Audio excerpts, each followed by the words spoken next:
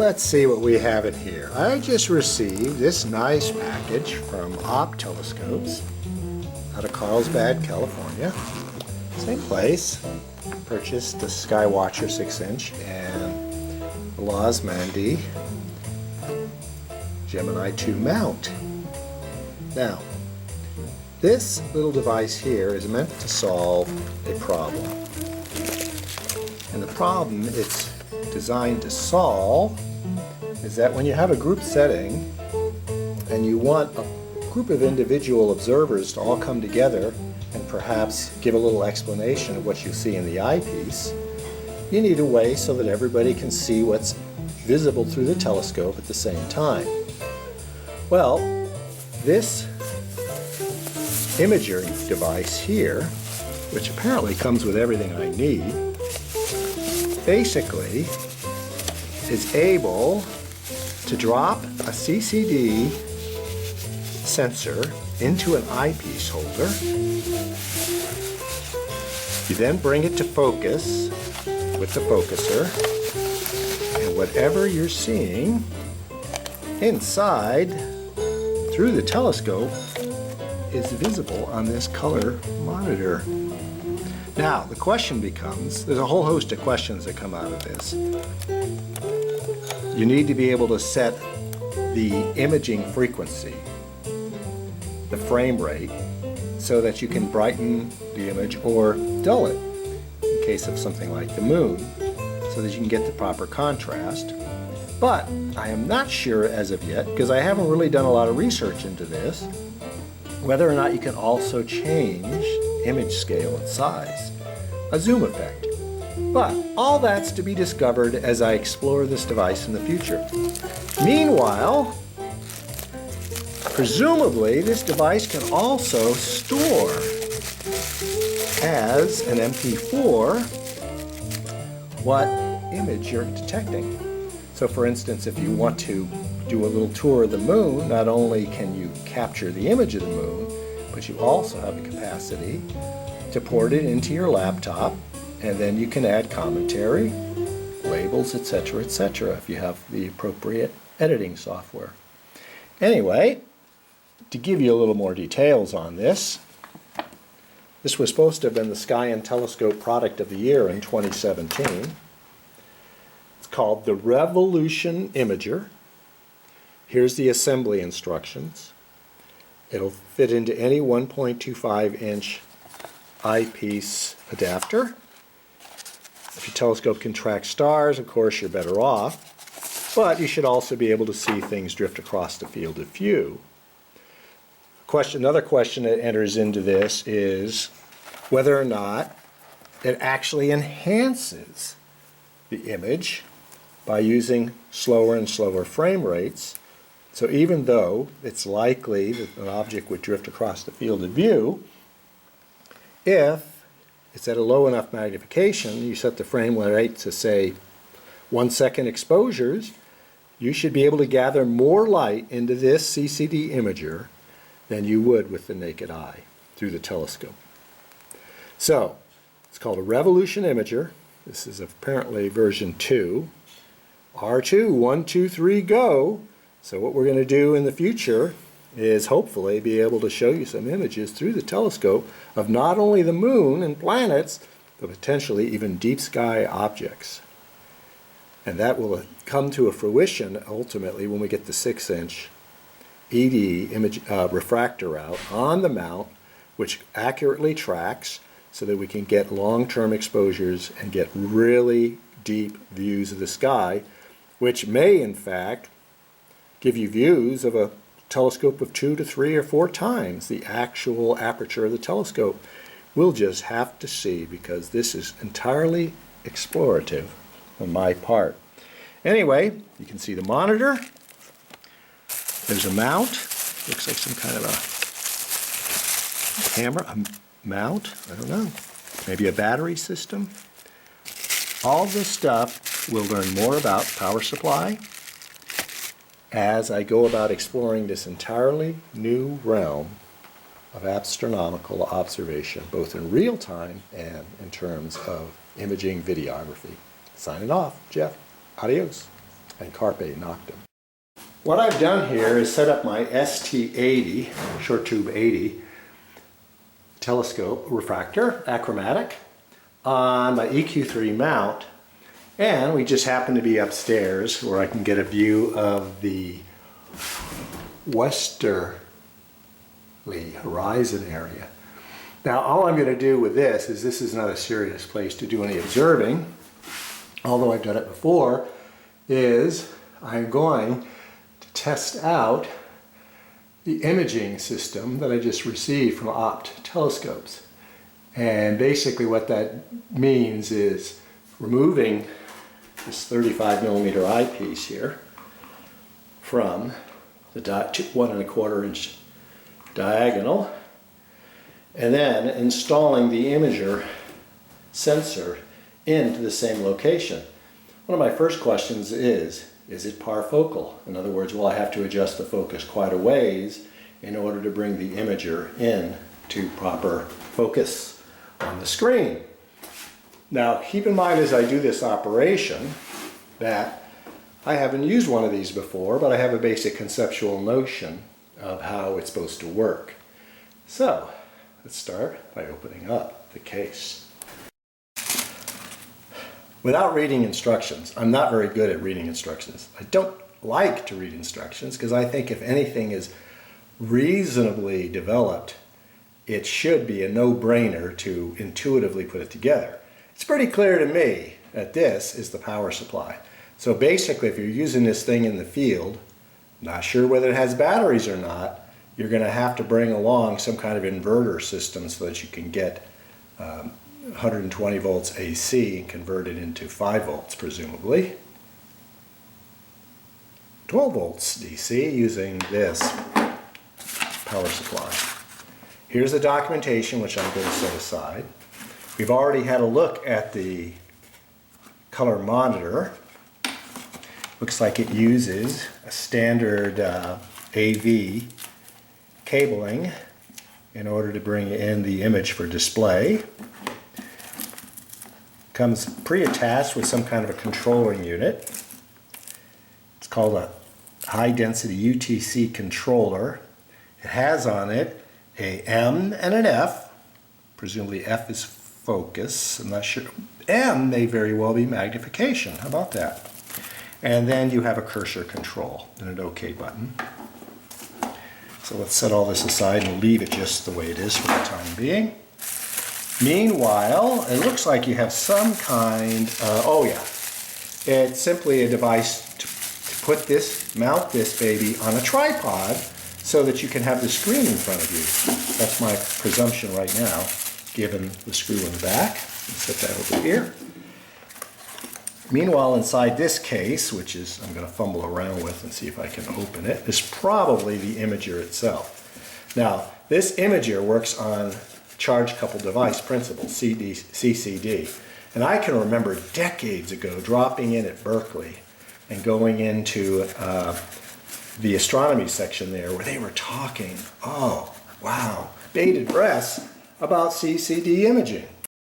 So I've just removed this CCD imager, which is kind of a blockish looking version of an eyepiece with a whole bunch of controls on the back side. Video outfeed for some kind of coaxial table, power supply input. Looks like you get indications once it has power. There's some directional things here in the setup. Presumably by pushing that, you'll actually be able to manipulate a menu that's on the display. That's my assumption right now. There's also an adapter in here. It's a focal reducer. Oh. So this is a reverse Barlow. Basically, it allows you to reduce the focus by the focal length by a half, 0.5. Shouldn't need that on an ST80 since it's already a very short focus device. I think it's 500 millimeters. Anyway, and here is another adapter. So I think the first order, oh, let's take a look at this. Some kind of remote controller. And this, inside this case, once again, let me set the camera down and take a look at this. Brilliant! It's a battery!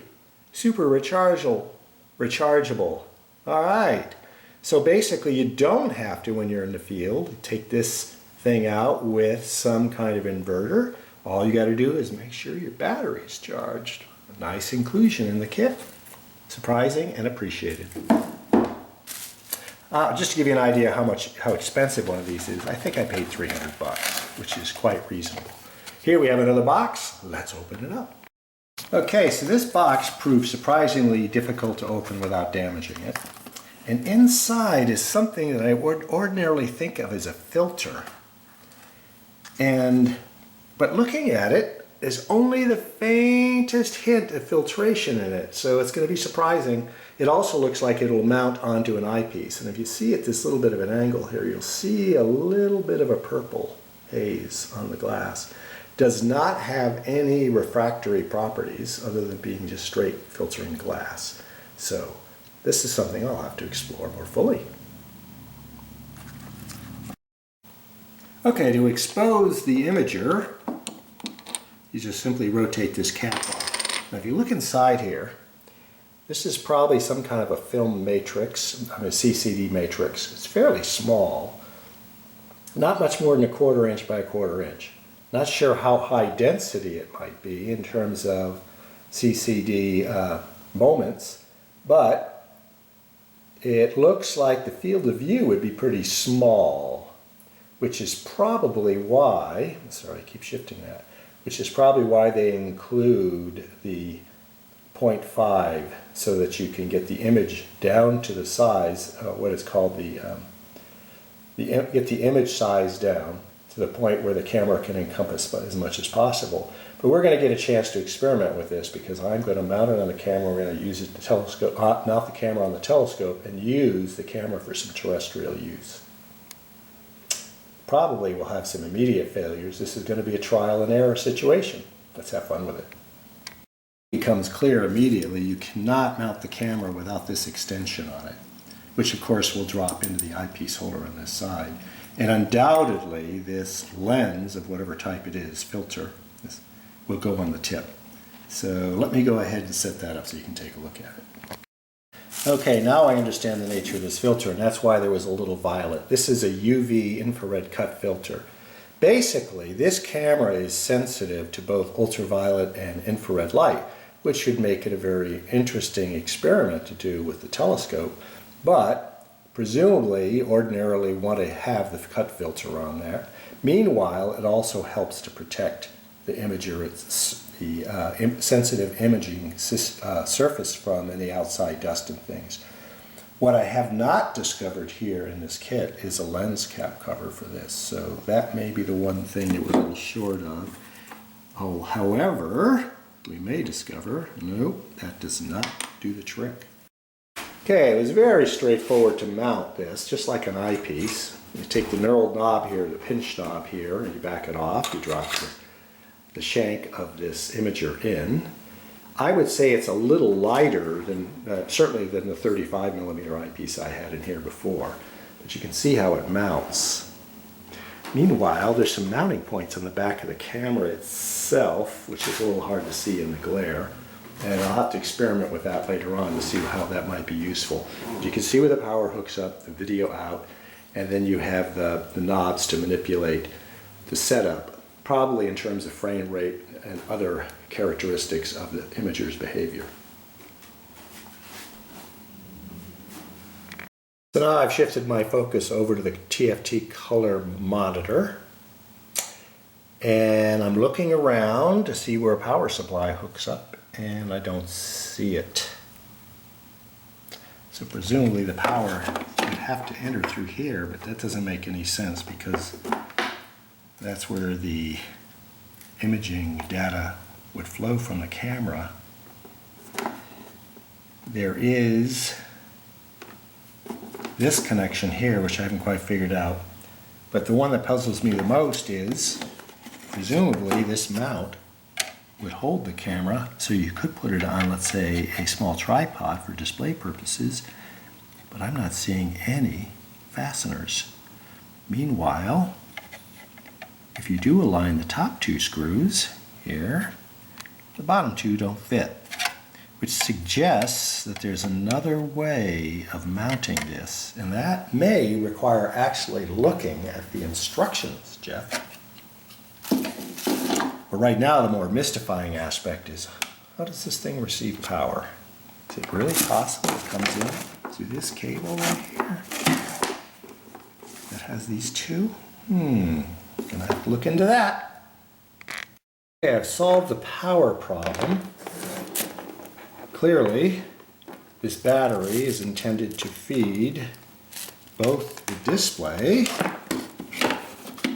and the actual camera up there. So that's not a question now. So this little red input here is actually power for display.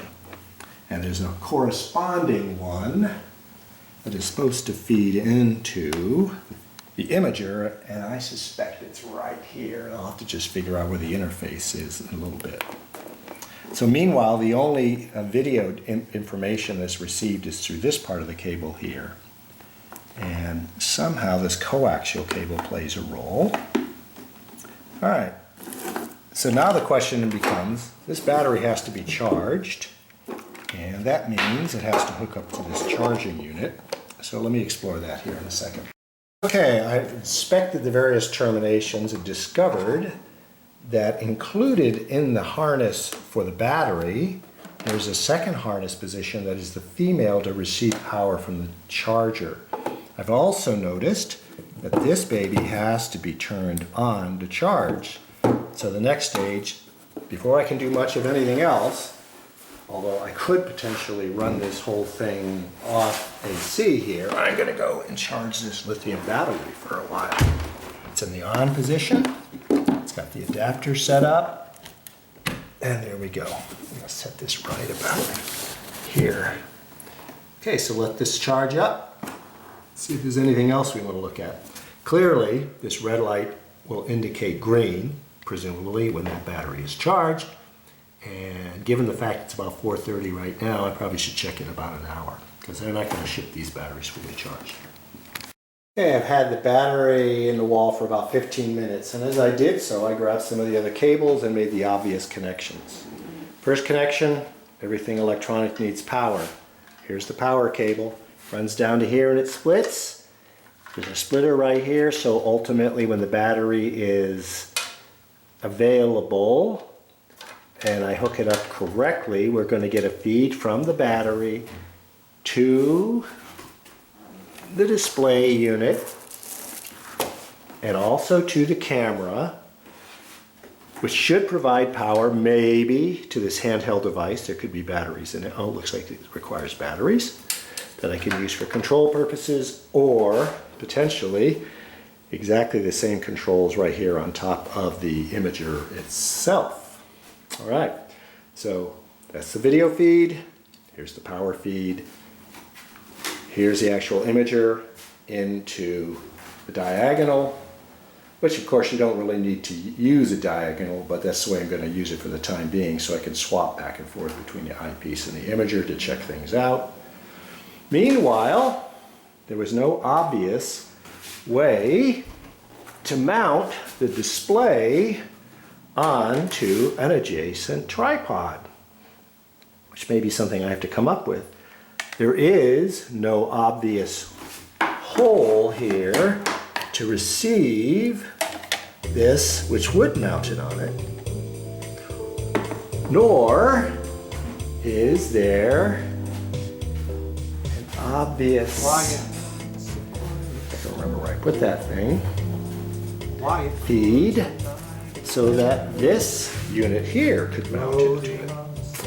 Finally, because there is no screw hole feed into either this or into that, I am puzzled about how the display is supposed to mount if this is what it's meant to be here, and I'm sure this is the mount. So I'll give it some more thought, but you never know. I may actually have to consult the instructions. There's something I may have missed. So as the battery continues to charge, I'll keep playing with it. But you can see right now, or I can see right now, that with the complexity of cabling involved in this, it's going to take some logistical work to make sure that all this is readily available in the dark to quickly transfer over to the telescope and be able to actually, if necessary, move back and forth between eyepieces, or even to acquire a deep sky or other object in the telescope, even though it'll have a finder on it. So there could be some real serious ergonomic challenges with this thing, given all the complexity of the cabling and display and power that is required. Oh well, it's a challenge. Give it a shot. Well, it's been about a half an hour. The battery appears to still be charging, unless of course that red light never turns green. Meanwhile, I have discovered that this little mount actually goes to the imager sensor. So I'm not quite sure why it's included, unless of course you had some kind of a small scope that you could set up to it. Doesn't mount on a tripod, it's not set up for that, nor does it seem feasible that anybody in their right mind would hang this off the back, although they might, but since it doesn't have any attributes to it whatsoever that would mount the display to the back of the camera, I'm going to remain flummoxed. Especially because I just looked over the paperwork that came through it and there was no indication about how to actually mount the display screen on this particular unit. Well, as you can see, I did figure out a way to actually use this mount. And I'll tell you what, it shouldn't have involved this, but it did.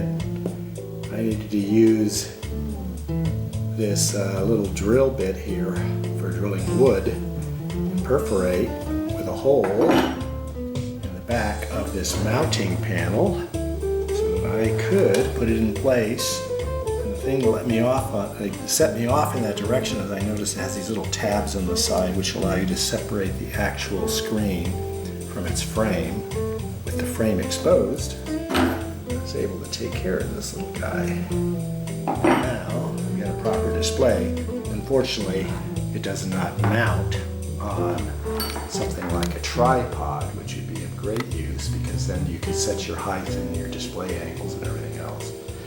But at least it does mount.